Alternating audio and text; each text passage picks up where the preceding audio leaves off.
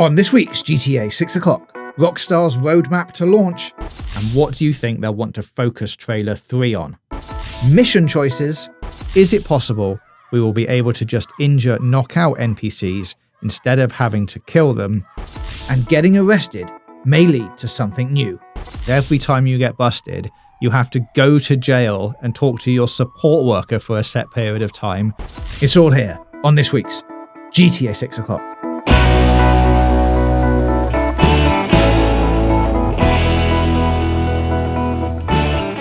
Hello and welcome to episode 95 of GTA 6 o'clock, the world's most in-depth and best connected GTA 6 show. I'm your host, James Jarvis, and joining me this week is James Jarvis. Hello, yes, Dan is away on holiday, or sick on holiday, who knows these days. But it seems you can't tell the difference anyway, so this might just work. Nope. Okay, it's not going to work. But would you like to hear from producer Nathan instead? Yes, you would. Good. Because that is what's happening on this week's show. So please welcome Nathan to GTA 6 o'clock. Hello. It's nice to be here. Hello, Nathan. Feels very, very strange as the person who normally edits this. I don't feel like I should be allowed to talk. So I'm always just listening. So this feels like we're breaking the laws of reality. Yes, we've lifted the curtain on this week's show. It should also fix the problem of the occasional person saying that they can't tell me or Dan apart because Nathan, everybody, is from Scotland. Yes, very Scottish accent. So hopefully that will help differentiate the two of us. It will definitely differentiate us. Whether people will be able to understand either of us now, who knows? We will find out in the comments. Yes, quickly then, Nathan, quick Q&A. What is the best GTA game? Oh, that's too hard a question. It's Vice City. What is the best type of Scottish food? Oh, I'd have to say Iron Brew, the drink, the juice. Incredible. What is the best type of Scottish food and you've gone for the drink? Yeah, the drink, yeah. No, I'm happy with that. Very, very happy with that. Fine. And will there be refueling in GTA 6?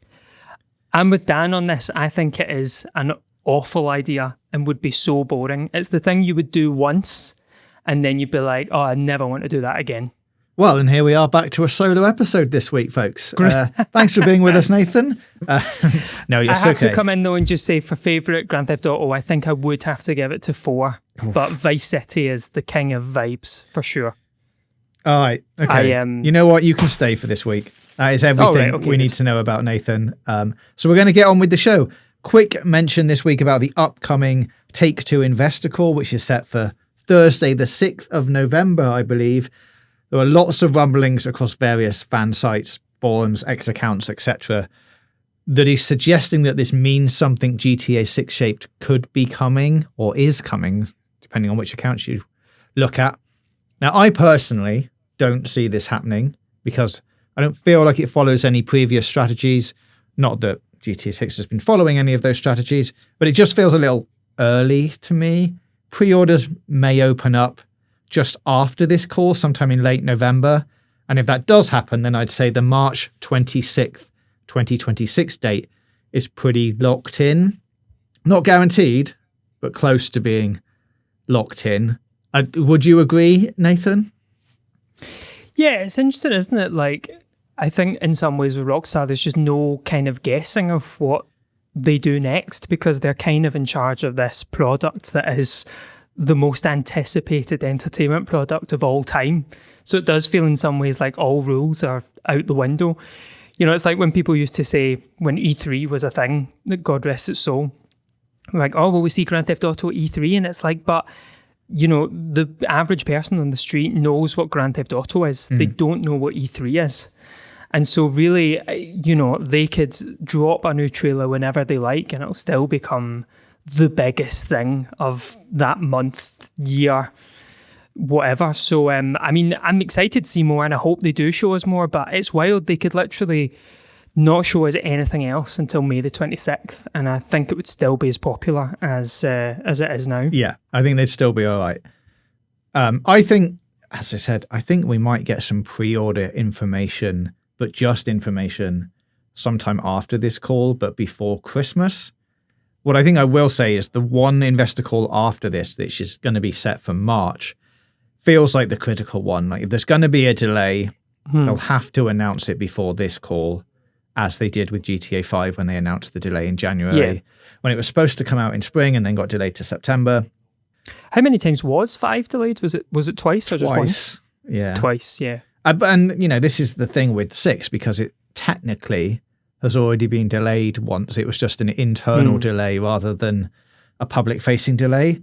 So we're back in that sort of unknown territory. But if we hear nothing in January and pre-orders have gone live like we're expecting them to sometime towards the end of this year, then I think that is the final pieces of the puzzle coming together. If they don't announce anything in January, I think we're pretty set on a May 26th release date. Yeah. I mean, it was wild a couple of weeks ago when you guys were talking about the when Grand Theft Auto 5 announced that pre-orders were open and just had a list of stores you could get it from, and realising how many of those stores now were out of business or just not around. I mean, how important do you think pre-orders are for 6 compared to 5? It feels like it's a nice publicity thing for them. They'll be able to say it's the most pre-ordered game ever and things like that. I don't think it means too much other than those accolades. Obviously, they want everything they do to be the best or, the biggest thing. As you said, it's going to be the biggest launch of all time anyway. And pre-orders, I feel like are much more of a financial thing rather than a marketing point. It's more just like, hey, we know all these people are watching this trailer. It's the most viewed video game trailer ever, etc., etc. But how is that going to convert to sales? And pre-orders is the first stage of that, to be able to go, look at all of our pre-orders across PlayStation and Xbox. We're going to be fine. All of our predictions feel like they're going to come true. Yeah. Maybe, how great would it be if just no one bought it? I mean, it will certainly say that this podcast has been a good old endeavor for the last 2 years. We just all took a blanket agreement to just not buy it and just see what happens. Yeah, no one buy it day one. Everyone agree that we're not buying it. That'd be like one of those things that you agree and then everyone just doesn't do that. Everyone just doesn't do it, of course. I'll secretly buy it, but I'll tell people I'm not going to buy it. So, on to this week's topics, and we're doing something a little bit different this week in that we are answering your questions. Now, we get loads of things sent to us every week via email at gtavoclock@gmail.com, on X, gtavoclock, and in the comments if you are on YouTube. So we thought it'd be good to tackle some of those questions today. First up, Nathan, and this is relevant to what we opened the show with, I think, comes from Chris via email, who says, what does the content roadmap look like for Rockstar now? We've had artwork, trailers, and character descriptions. With roughly 7 months to go, what kind of content would you expect them to share next? And what do you think they'll want to focus trailer 3 on? Big questions there. Do you want to tackle that straight off the bat? Yeah, again, well, it's an interesting thing, isn't it? Because that content drop we just had was huge. Not just a trailer 2, but also all those screenshots, and not just screenshots of characters, but also places. And it just felt like they really gave us this massive look at it that I mean, I can't really think of any other Grand Theft Auto game where they did a drop as big as that. I mean, would I be right in saying that? Did 5 have something that was similar? We had a big old content drop for 5, but it was in stages. We had to focus on every bit of the world, but not all at once. Like this was the biggest thing that's all come out at the same time for sure. Yeah, I mean, there's still things I find myself kind of forgetting that I've seen. I'll be on the website and go, oh, there's a quote actually that, like a Booby Ike quote, or that I'm like, oh, we just got so much that I've kind of skipped over that, and that's actually a really interesting detail and could reveal a whole lot. So it'll be interesting to see if when they do another content drop, what they do, because we have seen so much. But I guess for me personally, I would love to just see, in that way where quite early on, I think it was like with the Game Informer interview for 5, where they started to reveal that you had the 3 protagonists and you could switch between them. and heists would be a huge part of it. I think for me, it's because we actually don't really know what moment-to-moment gameplay is going to be or what it's going to focus on, and it has to focus on something. So it'd be interesting, I think, in the next content drop to see, what is that moment-to-moment gameplay going to be? Is it heists again? Is it bank robberies? Is it jailbreaks? I think that's what I'd be really interested to see next. Yeah, absolutely. Well, I think for a roadmap point of view, to go back to the first bit of Chris's question, we are, as you listen to this, 209 days until release. Fingers crossed. Next, as we just discussed, I think is pre-order announcements. Then, from my point of view, screenshots at Christmas, as is tradition with a GTA game. Then after Christmas, I think we're going to go like first press previews sometime around February. This is all, barring another delay, of course. And then trailer 3 probably immediately after those press previews, which is what happened for 5. We got the Game Informer first look, which gave us some descriptions of a couple of the missions. And then when the trailer came out, you could match up some of the clips to the things that Game Informer were talking about and go, oh, that's clearly from that mission that they've already seen. I think trailer 3 will do some of that again, because that makes sense.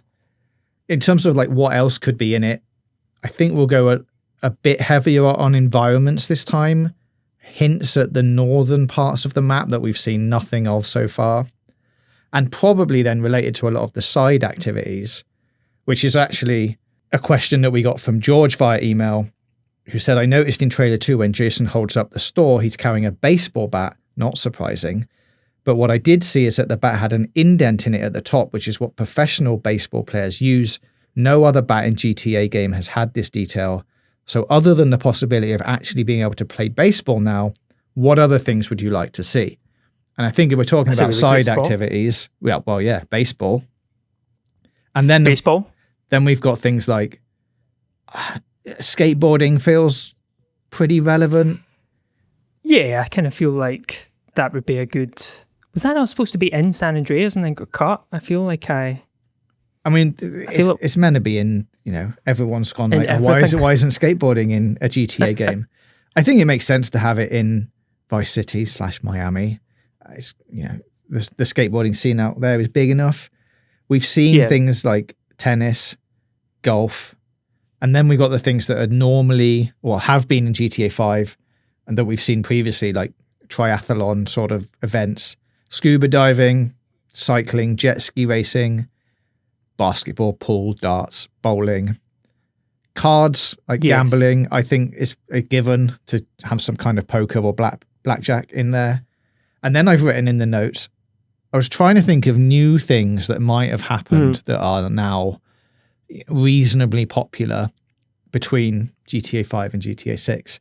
One of those things that people go out and do now is like axe throwing, certainly in the UK. Yeah. I don't know if this is it's a very UK thing, isn't it? Is it? Maybe it doesn't work then. It is up in Scotland as well, yeah. I mean, that is where they're making the game, right? So, unofficial axe throwing. Yeah, we throw axes in the streets here. It's a daily occurrence. I'm fascinated by this, right? I guess I've got a question for you, JJ, as like a Grand Theft Auto expert. How many of these side activities have you spent a lot of time playing? Oh, well, not many. I played a bit of tennis in 5. Yes.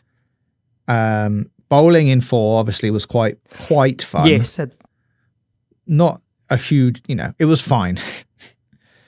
I played a lot of pool in 4. I remember the pool and snooker being very good.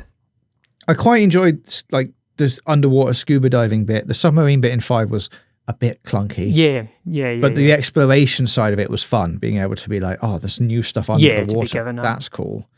But I think you're right. It comes back to like, are these side activities, they're all going to have to be built out mini games essentially. And do they translate to being fun? Like, how much golf did you play in GTA 5? Yeah, that's always my thing is like, I think I did it for one mission and then kind of never went back to it. And it was a really fleshed out, great golf. I mean, that could have been someone else's full game. Yeah. And here it is, it's just this kind of side activity. But I guess that's kind of what we love about Grand Theft Auto as well, is that kind of exploration and finding something and going, oh my God, I can actually do this. I can play this. But I always feel a little bit like, oh, I don't actually do loads of that. So it'll be interesting to see, I think, I always think a bit about Grand Theft Auto 4 and how much that in some ways kind of decreased its scope compared to San Andreas and really kind of had a bit of a laser focus. And some folk were quite disappointed in that. I think I was at first as well. But then you realise that actually what they've done, I think, is increased the detail and really put a magnifying glass over New York and Liberty City.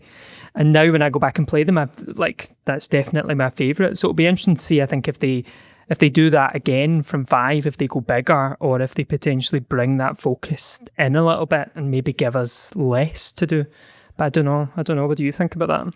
Yeah, I mean, there's definitely potential to go both ways and just go like, this is the most mini games ever, or actually all of these things exist in the world, but you can only do a handful of them. I guess like we've talked about before on the show, things like augmented reality experiences have really exploded in the last, let's say, 5 years, where you go and play darts, but it's not darts. It's darts with an AR overlay on it. And they could lean into something like that, where the arcade is, like we've discussed, a VR headset that then you can just load in any of these games. So you don't have to have an actual physical space where you go and go bowling or play pool. You just go to the arcade, put the headset on and select bowling, and then it looks like you're in a bowling alley, but actually you're still sitting in the arcade. I think that would be a cool thing to throw in there. Yeah. And then I'm kind of torn between it, because I love when you find something and you're like, oh my God, I can play this. Like arcade machines kind of round the world. I love when you kind of go up to them and be like, oh my God, I can I think it was in like San Andreas, you could start kind of playing them, because I remember going up to them in Vice City and being like, oh, it'd be great if we could actually play these. And then in San Andreas being like, oh my God, they've done it.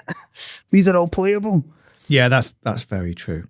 And, to go back to Chris's question about what else might be in trailer 3, I think it's going to focus a lot more on like the living world, which is, this kind of discoverability and finding all these secret cool things. But I feel like it's going to focus on the cities and the people that you'll meet in the cities rather than the main characters. I think we might see a lot of other key characters.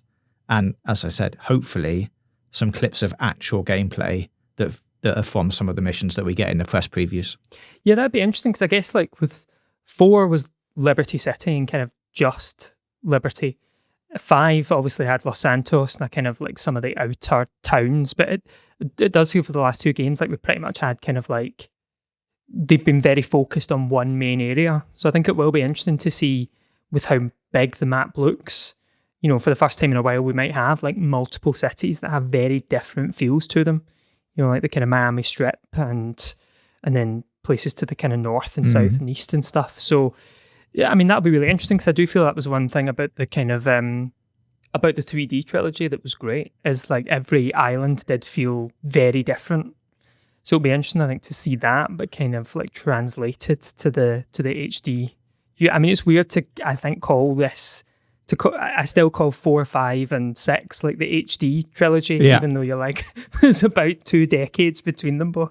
One thing I did say about what trailer 3 could be, I wrote this down and then almost immediately deleted it, was wouldn't it be cool if there was some kind of, it formed like a mini prologue that was, it was 4 or 5 minutes, but it just introduced you to like Jason and Lucia and their background and how they ended up to be in Vice City when you start the game. So you don't get any of the prologue stuff, but we've all watched the trailer and like, okay, now we all understand Lucia's past, where she came from. And then I thought, that's far too much work, and why wouldn't you just do that in the game? So there we go. It's a good idea though, isn't it? I mean, it's hard not to think about that when these trailers drop and become the most watched thing on YouTube for, potentially all of time or for the last couple of years. It's hard not to go, well, what if we kind of work that into the game somehow, and it becomes this experience that, I think that's the thing, isn't it? Especially with like GTA Online and Fortnite and Roblox and stuff, is this idea of experiences that don't just span one period of time or one medium. They're kind of across all these different things and they play out between them all. But Yeah, I mean, who knows? I think they've still got surprises up their sleeve for sure. So, the world is kind of their oyster to do whatever they want with. Yeah, I think that's what I was thinking was like, sure, trailer 3 could just be another instance of a trailer that does very much the same kind of things. But if we're trying to think outside the box and like what would be different, unique and cool, something like a self-contained prologue or history of a character or something would certainly be like, oh, that's different. I haven't seen people do that before. Yeah, almost like a short film within its own right. Yeah, that would be cool. Do you think we'll still get a kind of similar, like we did with 5, that kind of long, was it like 5-6 minute video with the narrator talking through all the different gameplay and characters and stuff? Like, I always really loved that with 5. Do you think that's something they'll repeat? I think we'll get that. I don't think we'll get that until much closer to launch. But it's the same thing. Like, they did it with 5. They did it with Red Dead 2. Yeah, it works. It tells you about all the mechanics that you need. Shows you a bit more about the world. Like, it makes a lot of sense to do that kind of thing now. And I think a lot of other companies have copied that idea over time since 5 and went, that's actually a really good way to show off our open world, tell everyone about all the features. Such a good idea. So I think we will get it. I just don't think we're going to get that until, if it is coming out in May, like April time. Yeah, that's probably right. Those are the best. I watch those on repeat again and again because they're just so watchable. They always have a very good narrator as well, like a kind of David Attenborough type. Very watchable. Okay then, Nathan, let's move on to our next question. And this one comes from Ria via email. And they say, I've been watching every episode of your podcast since the first trailer. It makes my week. Oh, thank you very much. In trailer 2, at 33 seconds, we can see Jason robbing a shop. We just talked about the baseball bat. He hits the worker, and the next shot you see is the worker just laying on the floor, injured but still alive.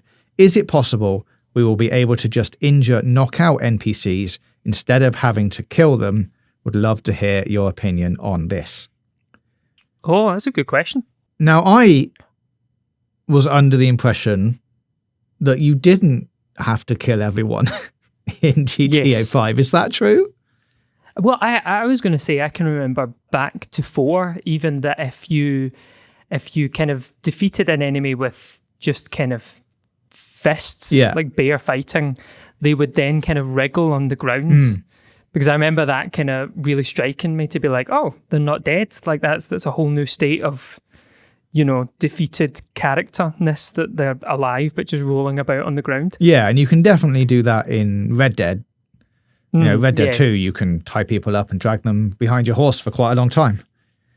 So that's definitely a thing that is in previous Rockstar games. I think, like, ultimately, this kind of thing will happen.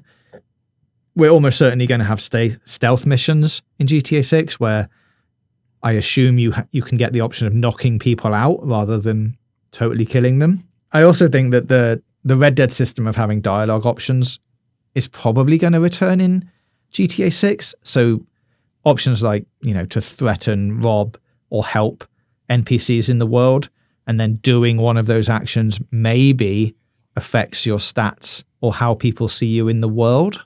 Yeah, it's interesting, isn't it? Like, I feel like as Rockstar's games get more realistic, you kind of want to have more options of how to interact with them. Like, it's not something with the earlier Grand Theft Auto games or even the first Red Dead that I was really that interested in. But with Red Dead 2, I remember thinking that the kind of positive and negative interactions, I really wanted to do those as much as possible because it felt like the world was so alive that you kind of wanted to test how it would react to you. And it's interesting, I think, when the next stage of that is to kind of go, well, do I have to kill everyone that I'm in some sort of fight with? Is there maybe like a non-lethal way to do it? Or is there, which is interesting because I don't know if that's maybe just as games evolve and give us more options that we want that, or if the fact that it's more lifelike than ever is that we kind of find our morality kind of being tested a bit and we're like, oh, I don't know if I want to kill this person. Like, they've not done anything that bad. I remember thinking that with Nico, actually, and a lot of people kind of have that problem with Nico in 4, I think, where he does all these horrific things, but is still a kind of sympathetic character. Yeah. But I feel like they did balance that quite well. But I do think it's interesting that when things become lifelike and we introduce kind of some emotion and stuff to them, we start to go, oh, do we have to end a person's life? Is there another way to do this? Yeah, right. Now, could you have a 0-kill run through of the story of GTA 6? I'm going to say no. I'm going to say no. But I do expect you to have options like loud and quiet, like we saw in GTA 5 for like key mission planning, which we've discussed before. I think that will extend to then NPC interactions where you could, they won't use these words, but effectively be nice or not nice to the people that you see and meet. I think it will either be like, greet and you can say hello to them, or basically tell them to F off. Someone has to do a 100% nice run of Grand Theft Auto 6. Yeah, like we've seen with 5 when you obey the rules of the road and you stop at all the traffic lights and you try and actually play it like you would a real person. Life. Everyone's done it. That's what was so genius though about 5, I think, in the 3 characters was, Michael didn't feel like a character who would go on a killing spree. I mean, you could if you wanted to. Yeah. But I think when you were playing as Trevor and kind of playing that role of this psycho, that felt much more viable and believable. So you kind of got to exercise that muscle. It's an interesting dilemma they're going to have for 6, because currently, we don't know the backstories of these people. But I don't think Jason or Lucia really fall into that category of people that you would look at and expect to go on a massive rampage. So it's going to be, how do they play that out then, I guess, is the question. Like, how do you, it doesn't matter, right? Because it's gameplay and you just detach yourself from the story for a bit while you go on a rampage and let out some anger. But yeah, I was the same. Like Trevor, very easy to slip into that role and go, he's the one I can go off and do loads of stuff with because he's a bit crazy. But Jason and Lucia feel like they're a lot more grounded and maybe aren't going to be the type to have a switch flip and then go all out. Yeah, no, I would agree. I guess it's also, we need to see more of the world really and the other people in it to see where they fit on the scale of, I guess, just crazy. How mad this world is. Yeah. Yeah. Is it just a normal reaction to fire a grenade launcher out the back of a getaway vehicle like Lucia does in trailer 2? So I think once we see more of the world and more of the other people in it, maybe that will kind of colour how Jason and Lucia are. But it will be interesting, I think, to see the differences between them, because I feel like, especially Lucia's description on the website of a lot about, her dad taught her to fight and she's always coming out fighting. Yeah. All the, and to be fair, we do see Jason kind of knocking people about as well, but it'll be interesting to see if one or the other is maybe slightly more moral and if maybe that kind of brings a bit of friction between them. Okay, well then let's take a look at this question from Richie via email, who has got in touch to say, I'm not sure if this has been mentioned elsewhere, but I think a scene from trailer 2 might be slightly misleading from a story point of view. I think the scene of Jason picking up Lucia from prison might be one of the plethora of post-busted cutscenes where the other character has to pick up the former from the station. This may be hinting at a more complex wanted system. This could explain the look on each character's face, which is familiar but not hinting at a major reunion or plot point. Furthermore, the line from the guard, "Have I seen you here before?" would fit in very well to one of these scenarios. Now, I'd love to get your immediate take on this, because I think this is actually quite interesting. I don't know how it would work from a gameplay or a story point of view, but it's certainly a theory.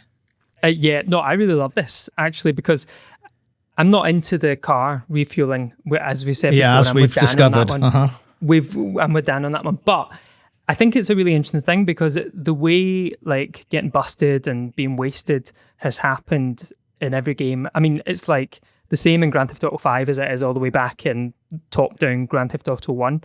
So it'll be really interesting, I think, to see a kind of evolution of that mechanic. And maybe when you are busted, you have to figure a way to get out of prison.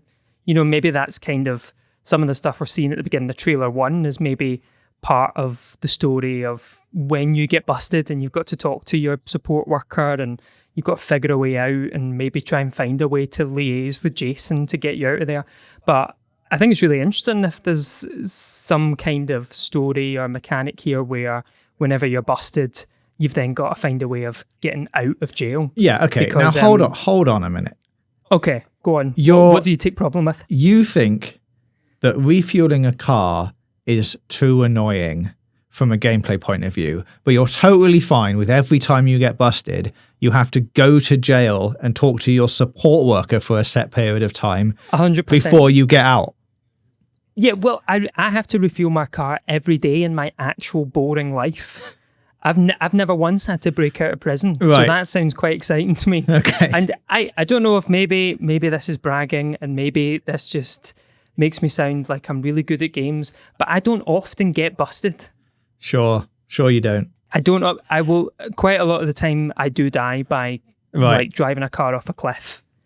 But yeah. I wonder if being busted becomes something that's a bit rarer and is a bit more involved.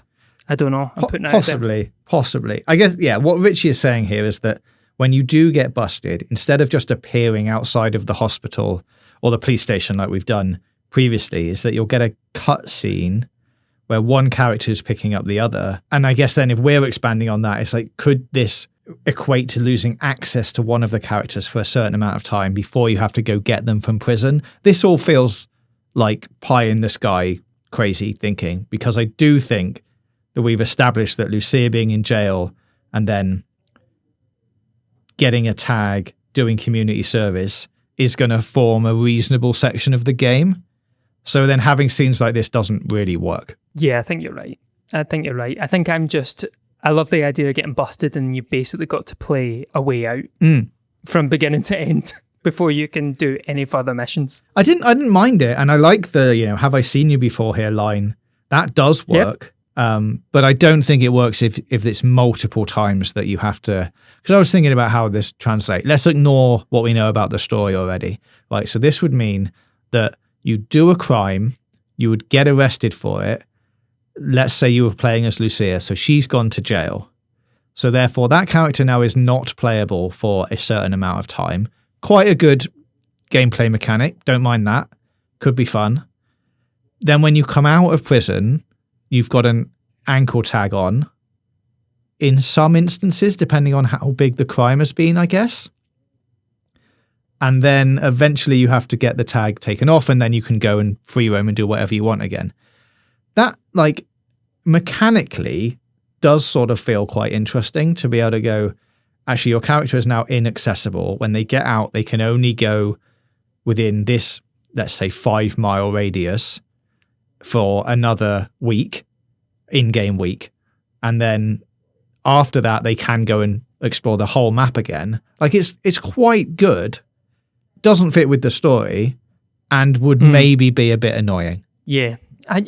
It's tough, isn't it? Because I think when they are a company that puts so much detail and depth into like every facet of gameplay, I think you can't help but go, oh, well, what if this happens and that happens, and then when you're arrested, you have to wait 2 weeks and you've got to post your bail and have your ankle tag. And I definitely think there'll be a level of that is true to some extent.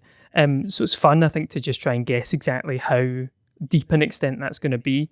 But yeah, I don't know. I'm kind of up for seeing them play a bit with the idea of getting busted and maybe it being a bit more of an involved process to getting back to kicking about the world and committing more crimes. I mean, because Red Dead 2 had the kind of wanted level, right? The kind of infamy. Yeah. And stuff that was an interesting idea, maybe didn't work as well as we would have hoped, but maybe they want to kind of take that further here. And that kind of thing we have touched on before, if that kind of like infamy level of, if you've done too many bad crimes or crimes that you've been caught for in the area, maybe you're not allowed in certain establishments, like, there's clubs that you're not allowed into because last time you were in there, you caused a ruckus, so you can't go in for 2 weeks and then you're allowed back in. But it's that kind of, it's the dynamic of weighing that up, which would be fun, with then the like gameplay perspective of, actually, I do want to just go in that club and now I can't for 2 weeks. Yeah. Yeah, there's how much it's like a real life simulator and how much it's a fun video game. And that is a really tough balance to get. So it'll be interesting to see, I think, the things that they kind of sacrifice for fun and the things they do make us commit to for realism. I mean, the ankle tag is a genius idea, I think, for not letting you, for keeping you in one space at the beginning of the game, like how they used to destroy bridges and stuff. It's a genius idea to kind of go, you've got this ankle tag, and if you go out of this perimeter, it's, 5 stars. Yeah. So I can see it working like that for sure. Whether it goes any further, I don't know. But yeah, I'm all up for a prison escape every time you get arrested. Well, look, okay, what I will give you is that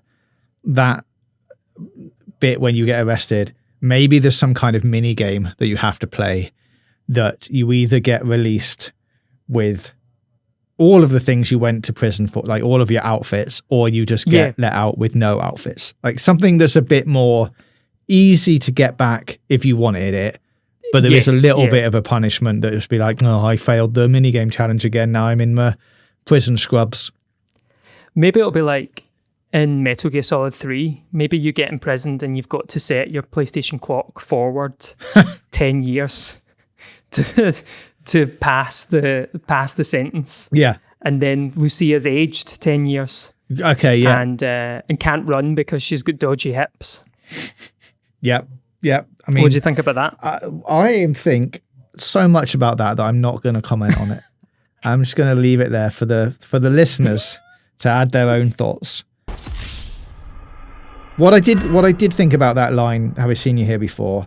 Thinking about it a little bit harder, was that maybe Jason is just the guy from the crew who goes to pick up other people who have been sent to jail. Yeah. So that line of "Have I seen you here before?" could mean that he has been there before, but not picking up Lucia. It's picking up, let's say, the other person of the crew that got arrested in that same heist. Yeah. And if that's the case, then like, who could that be? And how long has it been for the guard to go, I sort of recognize you, but I'm not sure. Or he does know who he is and he's just going, you're the guy who comes picks up all the criminals from this gang that we keep arresting. And he's like, yeah, it's me again. You're the criminal taxi. Yeah. Jason is basically the yellow taxi in Vice City that had the big arrow above it that would take you back to the mission. He's that. He's the criminal Uber. Yeah, exactly. I mean, it's fascinating, isn't it? Because I always wonder how much with Rockstar, when they know that people are going to pour over these trailers and kind of take every detail and really put a magnifying glass over it. I do like the idea that potentially the guard recognises Jason because he maybe is working undercover in some way. But I wonder if that's something that Rockstar had to think about in terms of, do we put a line like that in to hint towards Jason being like that, or would that be too obvious a thing? Will people spot that straight away? Like, I wonder when they're putting trailers together how much they take into account the fact that people are going to rip them apart and look at every facet of them from every angle. Yeah. I mean, there's also the very real possibility here that there's like a bait and switch going on, that these cutscenes, the characters in these cutscenes aren't necessarily the characters that will end up in the final game. Like, someone could go and pick up Lucia from prison. It might not necessarily be Jason. They might have just used that character model because whoever does go and pick her up is a big spoiler for something later on. Yeah. So you have to think about things that are like, maybe there's behind the scenes things going on as well that doesn't quite reveal the full picture. Yeah. But who knows? Didn't Ed Luke say as well when you interviewed him that he that first trailer, that was a lot of his dialogue was written for the trailer and was never used. Yeah. So it's hard to know as well what's just for the trailer. Yeah, sure, absolutely. Well, everybody who has listened to that, let us know your thoughts about prison and Nathan's theories in the comments below. You can get in touch with us on email at gtavioclock@gmail.com or on Twitter or X, gtavoclock.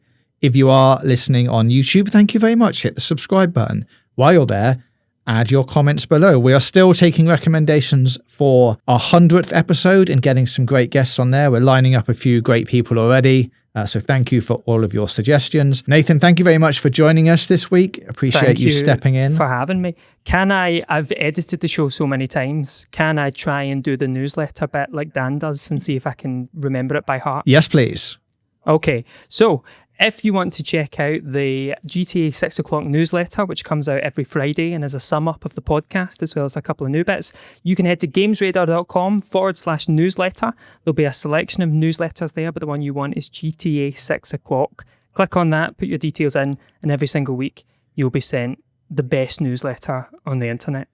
Did I miss anything, or was that okay? No, smashed it first time. You can come back Boom. Again. Thank you very much, everybody, for all your comments. Thank you for having me. Oh, no, not at all. Sorry, I thought you were thanking me. Thank you. Thank you again. Nice to come on. Hopefully people don't miss Dan too much and are happy to have a week of a Scottish accent instead. But I think I'll be as happy as everyone else to hear Dan back in position next week. It feels too weird hearing someone else. Well, let's see. Let's see what the people in the comments say. Thank you, everybody, for listening. Please let us know and be nice to Nathan. And we'll be back next week for another episode of GTA 6 o'clock.